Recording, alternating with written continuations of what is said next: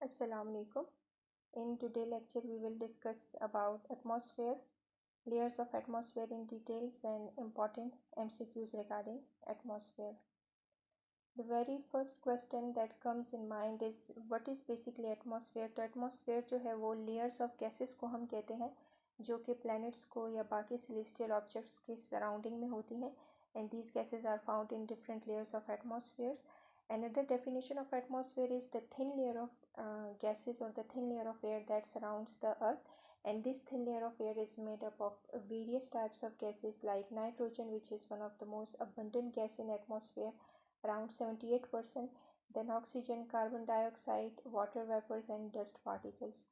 Another important thing is what force really holds this atmosphere around these celestial bodies. तो basically gravitational force जो है, जो जैसे हमारे अर्थ की अगर हम बात करें तो अर्थ का ग्रेविटेशनल फोर्स ही वो रीज़न है जिसके बेस पे ये जो एटमॉस्फेयर है दिस सराउंड्स द अर्थ. अगर ये ग्रेविटेशनल फोर्स ना होती तो ये जो एटमॉस्फेयर हमारी ज़मीन के इर्द गिर्द है ये इस तरह से होल्ड ना रह पाता. तो एक्चुअली इसको सराउंड करने में, इसको होल्ड करने में अर्थ की ग्रेविटेशनल फोर्स का बहुत बड़ा रोल है.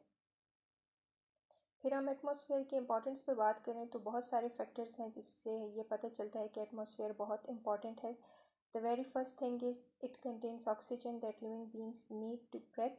तो यहाँ इस एटमॉस्फेयर से हमें ऑक्सीजन मिलता है. इसी तरह it contains carbon dioxide that plants need for photosynthesis. अगर एटमॉस्फेयर ना होती तो ना तो हमें ह्यूमन बींग्स को और बाकी लिविंग ऑर्गेनिजम्स को ऑक्सीजन मिल पाता और ना ही प्लांट्स को कार्बन डाइऑक्साइड मिल पाता. इसके अलावा भी एटमॉस्फेयर का एक इम्पॉर्टेंट रोल है क्योंकि इसकी वजह से अर्थ का एक कांस्टेंट टेम्परेचर मेंटेन है जो कि 15 डिग्री सेल्सियस है. अगर एटमॉस्फेयर ना होता तो अर्थ का ये कांस्टेंट टेम्परेचर मेंटेन करना मुश्किल था.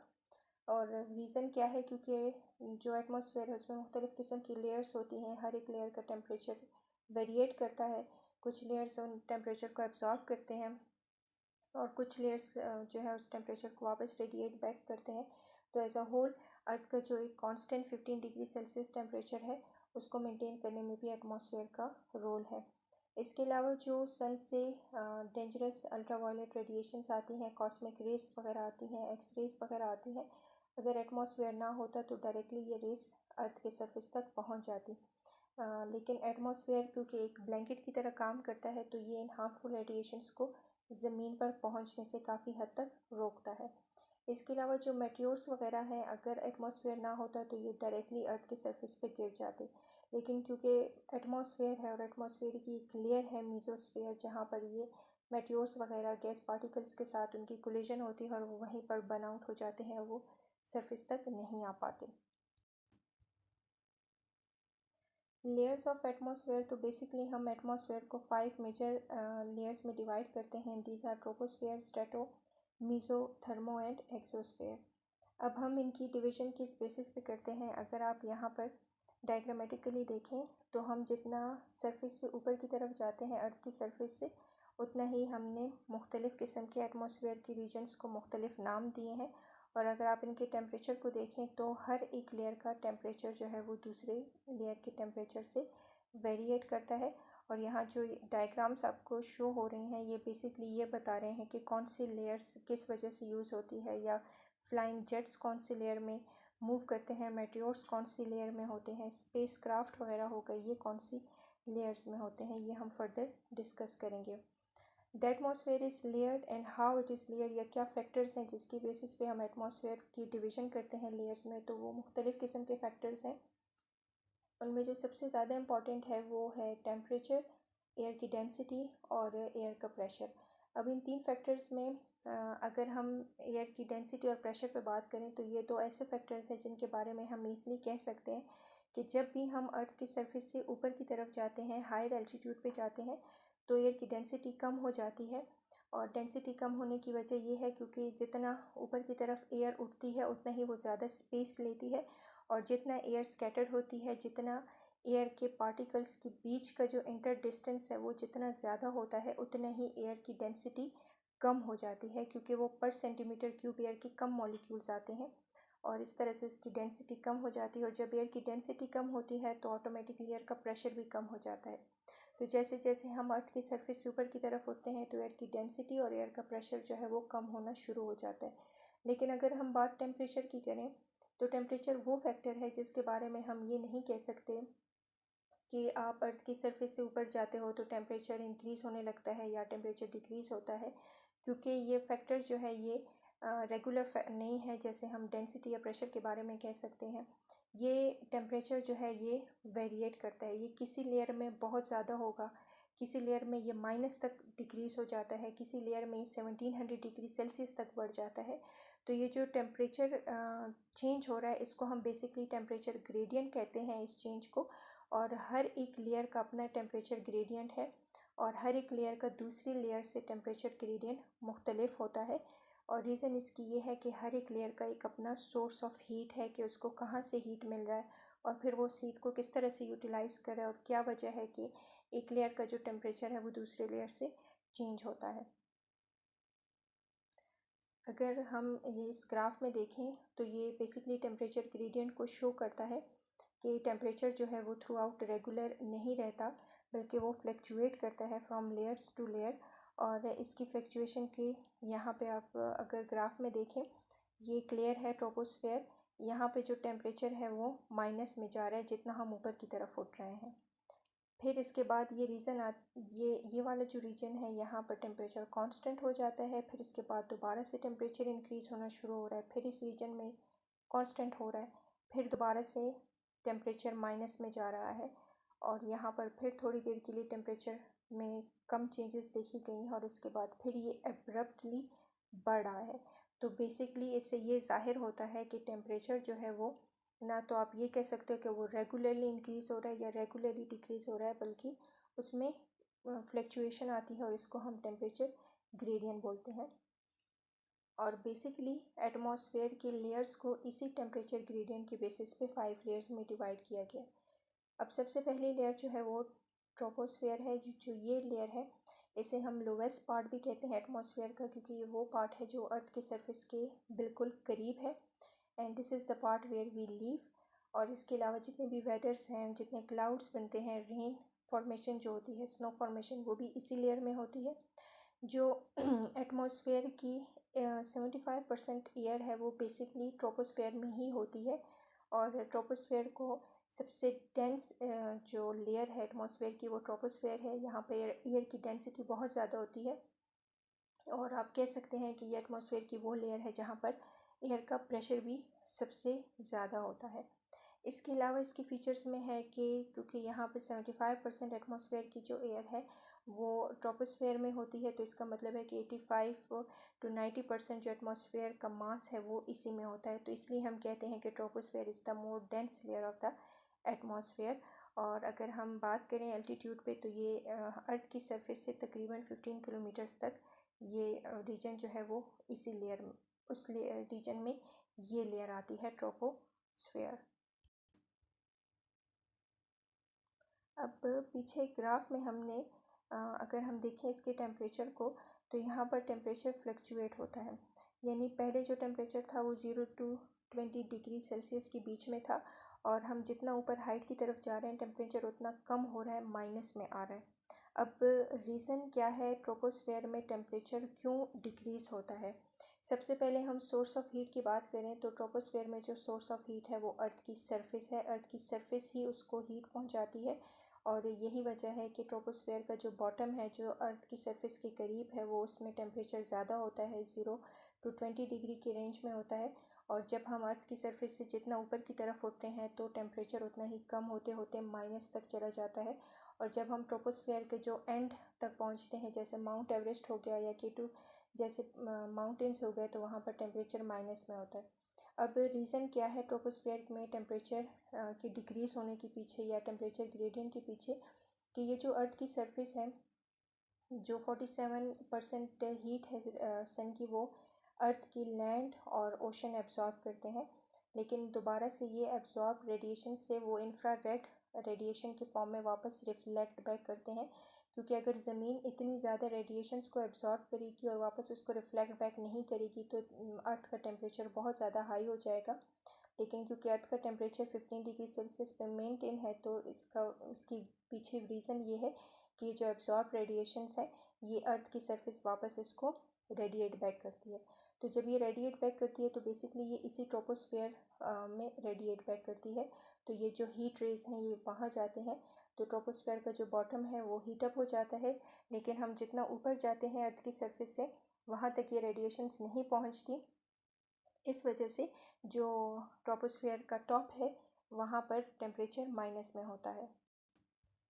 फिर हम अगर कन्वेक्शन की बात करें कि ये हीट जो है वो वापस रेडिएट बैक किस तरह से होती है, तो अर्थ की सरफेस में कंटिन्यूस एक प्रोसेस है कन्वेक्शन का, और उस प्रोसेस में ये होता है कि वो ट्रोपोस्फेयर में जो एयर है जो अर्थ की सरफेस के करीब है, वो ये जो रेडिएशंस निकलती हैं ज़मीन से, ये उनको एब्जॉर्ब करती है, और इस तरह से उस एयर का टेम्परेचर ज़्यादा हो जाता है। और जब भी एयर का टेम्परेचर ज़्यादा होता है, इसके मॉलिक्यूल्स एब्रप्ट मूवमेंट शुरू करते हैं और वो एक्सपेंड हो जाते हैं, ज़्यादा स्पेस ले लेते हैं, जिसकी वजह से उनकी डेंसिटी कम हो जाती है और उनमें बाउंसी ज़्यादा हो जाती है। तो कम डेंसिटी की वजह से वो ऊपर की तरफ उठती हैं।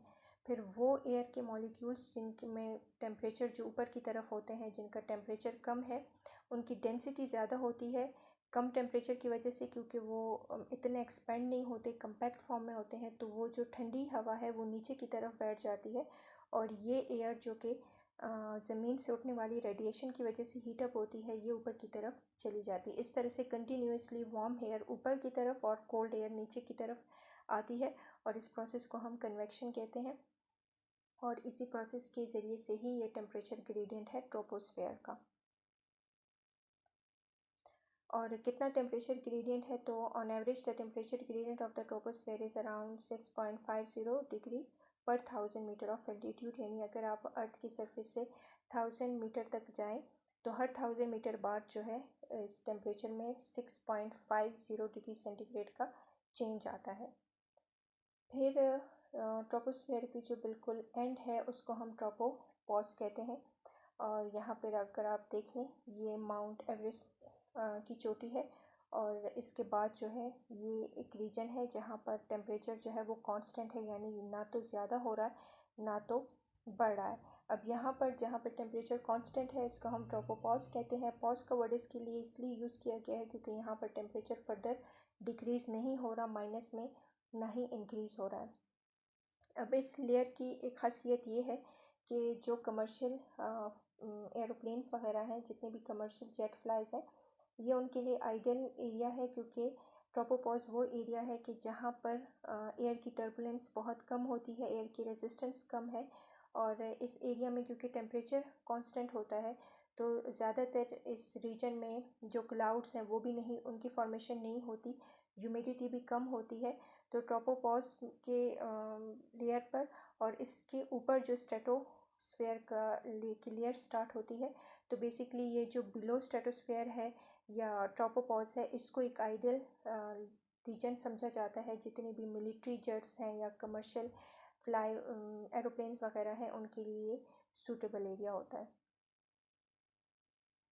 फिर ट्रोपोपॉज के बाद जो है टेम्परेचर एब्रप्टली इंक्रीज़ होना शुरू हो जाता है, और जहाँ से फिर टेम्परेचर एब्रप्टली इंक्रीज़ होता है, इस लेयर को हम स्ट्रेटोस्फेयर कहते हैं। तो स्ट्रेटोस्फेयर बेसिकली एटमॉस्फेयर की सेकेंड लेयर है, और जब हम 15 किलोमीटर से ऊपर 50 किलोमीटर्स तक जाते हैं, उस रेंज में ये लेयर आती है। और इस लेयर में टेम्परेचर का एब्रप्टली इंक्रीज़ होने के पीछे क्या रीज़न है, क्योंकि ये वो लेयर है एटमॉस्फेयर की जहाँ पर O3 मॉलिक्यूल्स हैं, यानी ओजोन लेयर है। यहाँ पर कंसनट्रेटेड ओजोन लेयर होने की वजह से जो सन की रेडिएशन है वो ये लेयर एब्जॉर्ब करता है, because this layer act as a blanket around the earth, और वो बहुत मैक्सिमम जो सोलर रेडिएशन है ये एब्जॉर्ब करता है, और इस वजह से इस लेयर का टेम्परेचर भी काफ़ी ज़्यादा हाई होता है। अब आप इस केस में देख सकते हैं, ये ट्रोपोपॉज था जहाँ पर टेम्परेचर कांस्टेंट था, और इसके बाद एब्रप्टली टेम्परेचर इंक्रीज़ हो रहा है, और जितना हम ऊपर की तरफ उठ रहे हैं उतना ही स्ट्रेटोस्फेयर में टेम्परेचर इंक्रीज़ होता है, और रीज़न इसकी O3 मॉलिक्यूल्स यानी कि ओजोन लेयर है। इसके बाद जब हम इस लेयर के टॉप पर पहुँच जाते हैं, तो यहाँ पर जो टेम्परेचर है वो फिर से पॉज हो जाता है, यानी ना तो वो इंक्रीज़ हो रहा है ना डिक्रीज़ हो रहा है। तो ये जो आइसोथर्मल रीजन है या कांस्टेंट टेम्परेचर है, इसको हम बेसिकली कहते हैं स्ट्रेटोपॉज, और ये जो है मीसोस्फेयर और स्ट्रेटोस्फेयर के बीच की ये बाउंड्री है। इसी तरह ट्रोपोस्फेयर और स्ट्रेटोस्फेयर के बीच की बाउंड्री को हम कहते हैं ट्रोपोपॉज। ये बेसिकली कोई हार्ड बाउंड्रीज नहीं होती, लेकिन सिर्फ ये वो रीजन्स हैं जहाँ पर टेम्परेचर की फ्लक्चुएशन नहीं होती और एक कांस्टेंट टेम्परेचर होता है। फिर इस बाउंड्री के बाद अगर आप इस डायग्राम को देख लें, हम स्ट्रेटोस्फेयर से जब ऊपर की तरफ जा रहे हैं, यानी 50 किलोमीटर से जब हम ऊपर 80 किलोमीटर्स तक जाते हैं, तो मेसोस्फेयर लेयर स्टार्ट हो जाती है। और ये जो है मेसोस्फेयर लेयर, ये बेसिकली एटमॉस्फेयर की थर्ड लेयर है। और ये फिफ्थ लेयर्स में, क्योंकि बीच की लेयर है, इसलिए इसको मेसोस्फेयर कहा जाता है। और यहाँ पर इसका जो मेन फीचर है मेसोस्फेयर का, वो ये है कि ये कोल्डेस्ट लेयर है एटमॉस्फेयर की। यहाँ पे टेम्परेचर सबसे ज़्यादा कम होता है, तकरीबन -90 डिग्री तक या -130 डिग्री फ़ारेनहाइट इसका टेम्परेचर होता है। और यहाँ पर एयर की डेंसिटी बहुत कम होती है, एयर का प्रेशर बहुत ज़्यादा कम होता है। अब क्वेश्चन ये राइज होता है कि मेसोस्फेयर की नीचे की जो लेयर थी स्ट्रेटोस्फेयर, जहाँ पर ओजोन लेयर पाई जाती है, वहाँ पर टेम्परेचर हम जितना ऊपर जा रहे हैं उतना ज़्यादा इंक्रीज़ हो रहा है। तो मेसोस्फेयर तक पहुँचने में भी वो टेम्परेचर इंक्रीज़ होना चाहिए था, लेकिन स्ट्रेटोपॉज के बाद ही एकदम से टेम्परेचर डिक्रीज़ होना शुरू हो जाता है। और फिर वो इतना डिक्रीज़ होता है कि -90 डिग्री तक चला जाता है, और इस लेयर को हम कोल्डेस्ट लेयर कहते हैं। तो इसके पीछे रीज़न क्या है? इसके पीछे वजह ये है कि जितना हम ऊपर की तरफ उठते हैं, एयर की डेंसिटी कम हो जाती है, क्योंकि एयर ज़्यादा स्पेस ले लेता है, वो ज़्यादा एक्सपेंड हो जाता है। और एयर के जो मॉलिक्यूल्स हैं उनके बीच का डिस्टेंस बहुत ज़्यादा हो जाता है, क्योंकि यहाँ एयर बहुत थिन है और लार्ज स्पेस में फैली हुई है। तो इस वजह से हीट की ट्रांसमिशन यहाँ नहीं हो पाती और मैक्सिमम एब्जॉर्प्शन भी नहीं हो पाती जो सन की रेज आती हैं इस बेसिस पे, क्योंकि एब्जॉर्ब नहीं हो रही, ट्रांसमिट नहीं हो रही हीट। तो इस लेयर में जो टेम्परेचर है वो जितना हम ऊपर की तरफ जाते हैं वो उतना ही माइनस में आता है, उतना ही ज़्यादा डिक्रीज़ हो जाता है। अगर हम सोर्स ऑफ हीट की बात करें, तो जो नीचे स्ट्रेटोस्फेयर की लेयर है वहाँ से बेसिकली वो सोर्स ऑफ हीट है मेसोस्फेयर का। लेकिन क्योंकि एटमॉस्फेयर जो एयर है वो बहुत थिन है, तो वो उस हीट को इतना एब्जॉर्ब नहीं करती, ना ही उसको इतना ट्रांसमिट करती है। तो मेसोस्फेयर जो है वो इस वजह से coldest layer of atmosphere consider किया जाता है।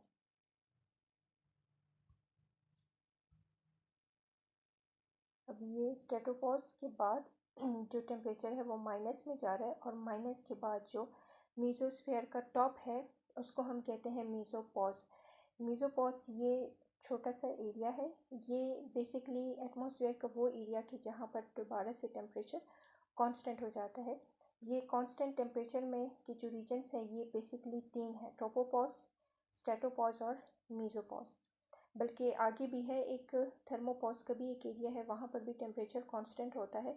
तो यहाँ मेसोपॉज पे टेम्परेचर कांस्टेंट हो जाने के बाद जब हम थोड़ा सा ऊपर उठते हैं मज़ीद, तो टेम्परेचर में एब्रप्ट इंक्रीज़ देखा गया है। और सबसे ज़्यादा इंक्रीज़, जहाँ से टेम्परेचर वापस इंक्रीज़ होना शुरू हो जाता है, फिर उस लेयर को नाम दिया गया है थर्मोस्फेयर का। अब इस लेयर को हम थर्मोस्फेयर क्यों कहते हैं? क्योंकि ये हॉट लेयर कंसिडर की जाती है एटमॉस्फेयर की। ये एटमॉस्फेयर की सेकेंड लास्ट लेयर आप कह सकते हैं, या फोर्थ लेयर है ये एटमॉस्फेयर की। और ये सबसे ज़्यादा हॉट लेयर है, इस वजह से इसको थर्मोस्फेयर कहते हैं। और ये हॉट लेयर क्यों है? क्योंकि यहाँ पर जो एयर है वो थिन ही है, एयर की डेंसिटी नहीं इंक्रीज़ हुई। लेकिन वजह यह है कि जो सन से एनर्जेटिक रेडिएशंस आती हैं, ये उन रेडिएशंस को एब्जॉर्ब कर देता है। क्योंकि ये और लेयर जो है वो एक और लेयर है इसके बाद एक्सोस्फेयर, ये दोनों लेयर सन के करीब होती हैं। तो जो एनर्जेटिक रेज आती हैं ये उनको एब्जॉर्ब कर देता है। अब इस लेयर में जो मॉलिक्यूल्स होते हैं वो इन एब्जॉर्प्शन के बाद हाईली एक्टिव स्टेट में चले जाते हैं, और वो इलेक्ट्रॉन्स उनसे नॉकआउट हो जाता है, तो वो पॉजिटिवली चार्ज आयंस की फॉर्म में कन्वर्ट हो जाते हैं। क्योंकि इस लेयर में पॉजिटिवली चार्ज आयंस बहुत ज़्यादा हैं, इसलिए हम इस लेयर को आयोनोस्फेयर लेयर भी कहते हैं। तो थर्मो और आयोनोस्फेयर दो अलग लेयर्स नहीं है, ये एक सेम लेयर का ही नाम है। अब इस आयोनोस्फेयर के प्रोसेस की वजह से ये जो नॉर्थर्न और साउथर्न लाइट्स वगैरह होती हैं, जिनको हम एरोरल डिस्प्लेस भी बोलते हैं, ये बेसिकली इनके पीछे भी यही रीज़न है कि थर्मोस्फेयर में जो एयर के मॉलिक्यूल्स होते हैं, जब ये हाई टेम्परेचर हाई रेडिएशंस को, हाई एनर्जेटिक रेडिएशंस को एब्जॉर्ब करते हैं, तो इनसे इलेक्ट्रॉन्स नॉकआउट हो जाता है, ये पॉजिटिव चार्ज आयंस की फॉर्म में कन्वर्ट होती हैं। लेकिन फिर हमें पता है कि एटम्स हमेशा स्टेबल स्टेट की तरफ आने की कोशिश करते हैं। तो ये फिर स्टेबल स्टेट की तरफ आने की वजह से जो एक्सेस एनर्जी इन्होंने एब्जॉर्ब की होती है रेडिएशन से, उन एक्सेस एनर्जी को ये वापस से रेडिएट बैक करते हैं in the form of photons और in the form of light.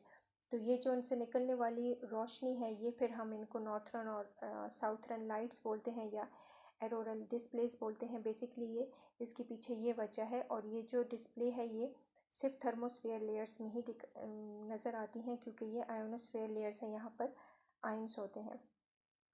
अच्छा, ये लेयर किस लिए यूज़ की जाती है? तो जितने स्पेस स्टेशंस वगैरह हैं या जो स्पेस क्राफ्ट्स वगैरह हैं, वो बेसिकली इस लेयर में होती हैं। और इसके अलावा ये डिस्प्ले वगैरह भी इसी लेयर में होती हैं। अब हम अगर यहाँ देख लें तो ये जो लेयर है, सबसे ज़्यादा टेम्परेचर इस ग्राफ में ये एल्टीट्यूड है कि हम जितना ऊपर की तरफ जा रहे हैं अर्थ की सरफेस से, हमारा डिस्टेंस उतना ही इंक्रीज़ होता है। और टेम्परेचर यहाँ पे हम जा रहे हैं तो इंक्रीज़ हो रहा है, और यहाँ पे हम जा रहे हैं तो डिक्रीज़ हो रहा है, माइनस में आ रहा है। तो अगर हम कंपैरिजन करें तमाम लेयर्स की, तो सबसे ज़्यादा जो टेम्परेचर है वो थर्मोस्फेयर का है, यानी 60 डिग्री से ऊपर, यानी मैक्सिमम इस लेयर का जो टेम्परेचर है वो तकरीबन कोई 1200 डिग्री सेल्सियस तक यहाँ का टेम्परेचर जाता है। और जो सबसे कम टेम्परेचर है वो इस कोल्डेस्ट लेयर यानी मीजोस्फेयर का है, जो कि आप यहाँ देख लें -80 टू -100 डिग्री सेंटीग्रेड के बीच में इसका टेम्परेचर है। फिर जो सबसे लास्ट लेयर है उसको हम एक्सोस्फेयर कहते हैं। एक्सो मीन्स आउटसाइड। ये एटमॉस्फेयर की सबसे अपर मोस्ट रीजन है। और जब हम अर्थ के मतलब तकरीबन अगर हम थर्मोस्फेयर से कोई 500 किलोमीटर्स अबव जाएं तो फिर ये रीजन आता है एक्सोस्फेयर का, और इसके बाद स्पेस शुरू हो जाती है। एक्सोस्फेयर में भी एयर की डेंसिटी बहुत कम होती है, और मैक्सिमम जो एयर है वो हीलियम और हाइड्रोजन गैसेस होती हैं इसमें। इसके अलावा भी कुछ ट्रेस होती हैं अदर गैसेस की, जैसे एटॉमिक ऑक्सीजन हो गया, कार्बन डाइऑक्साइड वगैरह भी इसमें होते हैं, लेकिन बहुत कम अमाउंट में। और ये जो अपर लेवल है एक्सोस्फेयर का, ये अर्थ की सरफेस से बहुत दूर होता है, लेकिन यहाँ पर भी अर्थ के ग्रेविटेशनल फोर्स को फील किया जा सकता है। ये एक्सोस्फेयर है। बेसिकली हमने कहा था कि 4 रीजन्स हैं जहाँ पर टेम्परेचर कांस्टेंट रहता है।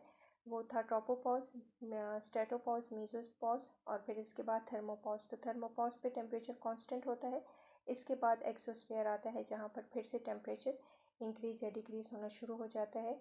और एक्सोस्फेयर का जो जहाँ से ये लेयर स्टार्ट होती है उसको हम बेसिकली कहते हैं एक्सो बेस।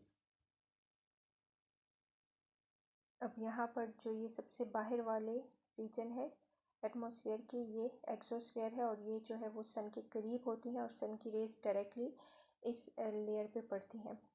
अब अगर हम बात करें कि can we breathe in the exosphere, so we can not, क्योंकि यहाँ पर एयर की डेंसिटी बहुत कम होती है। टेम्परेचर यहाँ पर वेरी करता है, लेकिन एयर की डेंसिटी, प्रेशर यहाँ पर काफ़ी कम होता है और ऑक्सीजन नहीं होती ऑलमोस्ट। यहाँ पर जो एयर है वो तकरीबन ही हीलियम और हाइड्रोजन मॉलिक्यूल्स से भरी होती है, तो यहाँ पर कोई सांस वगैरह नहीं ले सकता। और टेम्परेचर की जहाँ हम बात करें तो एक्सोस्फेयर का जो टेम्परेचर है वो 0 डिग्री से 1700 डिग्री सेल्सियस पर है।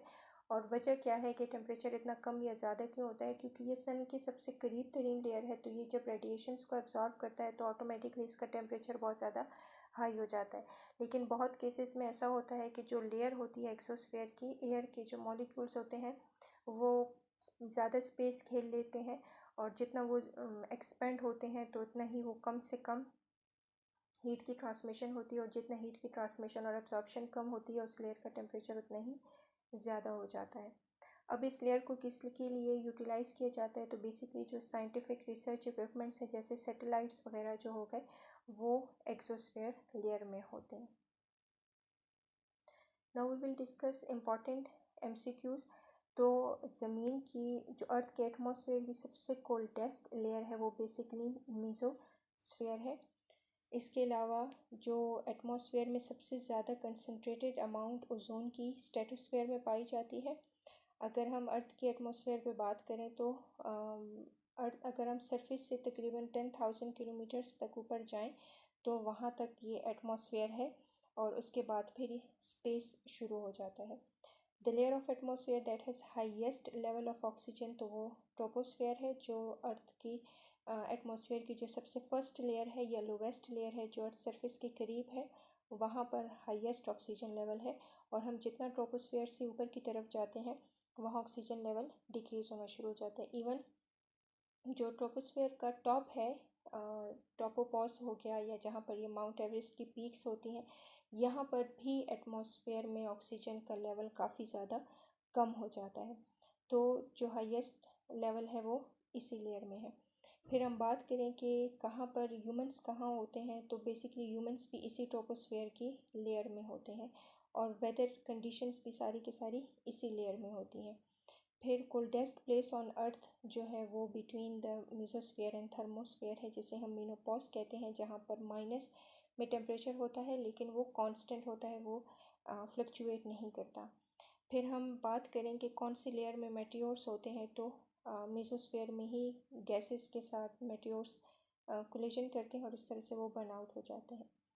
कमर्शियल जेट एयरक्राफ्ट के लिए जो सबसे सूटेबल लेयर है वो लोअर स्ट्रेटोस्फेयर है, या हम कह सकते हैं वो ट्रोपोपॉज है, यानी अपर ट्रोपोस्फेयर और लोअर स्ट्रेटोस्फेयर, क्योंकि वहाँ पर जो है टेम्परेचर समहाउ कांस्टेंट रहता है, तो एयर का टर्बुलेंस और एयर का रेजिस्टेंस वहाँ बहुत कम होता है।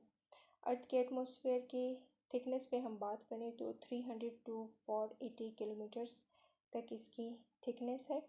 और हाईएस्ट प्रेशर कहाँ होता है, तो जहाँ पर एयर की डेंसिटी ज़्यादा होती है वहाँ एयर का प्रेशर भी ज़्यादा होता है, और हमें पता है कि डेंसिटी लोवेस्ट लेयर में सबसे ज़्यादा है, तो वहाँ पर एयर का प्रेशर भी सबसे ज़्यादा है। फिर हम गैसेस की बात करें तो एटमॉस्फेयर में सबसे ज़्यादा नाइट्रोजन गैस है 78%, फिर ऑक्सीजन है 21%, आर्गॉन है 0.93%, और इसके बाद बाकी ट्रेसेस हैं गैसेस की, जिसमें वाटर वेपर्स वगैरह भी आते हैं और कार्बन डाइऑक्साइड वगैरह भी आते हैं। So this is all about atmosphere, and there is a question in CSS 2021, what is the sequence of strata of atmosphere and on what factors does it depends। तो हम वो factors भी define कर चुके हैं जिसके basis पे हम atmosphere को मुख्तलिफ किस्म की layers में divide करते हैं। This is the end of the topic. Thank you so much.